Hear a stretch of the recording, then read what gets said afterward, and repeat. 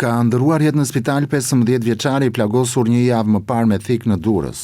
Burime nga reanimacioni i spitalit Nën Tereza njoftuan se adoleshenti i ardhur nga qyteti i Durrësit 7 ditë më parë për ndihmë mjekësore, i cili kishte një plag në trup në pjesën e gjoksit nga goditje me thik, nuk ka arritur të mbijetojë. Në lidhje me vdekjen e tij, spitali ka njoftuar policinë dhe autoritetet e morgut për ekspertizën dhe veprimet e nevojshme hetimore. Ngjarja e rëndë ndodhi në 25 nëntor në qytetin e Durrësit, ku 15 vjeçari u qellua 4 herë me thik nga një 14 vjeçar që jetonte në të njëjtën lagje. Shkak i ngjarjes tragjike ishte një konflikt mes adoleshentëve për komentet në rrjetet sociale. Për shkak të debatit, ata kanë lënë të takohen, por sipas dëshmisë së dhënë në polici nga 14 vjeçari i arrestuar për krimin, të dy kanë marrë shokët me vete dhe thika e sende të forta nga frika e përplasjes fizike. Pasi janë takuar, ata kanë debatuar me njëri tjetrin dhe më pas janë përfshirë në konflikt fizik. I mituri, i dyshuar si autori ngjarjes, ka pretenduar se veproi për vetmbrojtje, por sipas policisë, ai e ka qelluar 15 vjeçarin 4 herë me thik në mënyrë të rrezikshme, duke e plagosur rënd.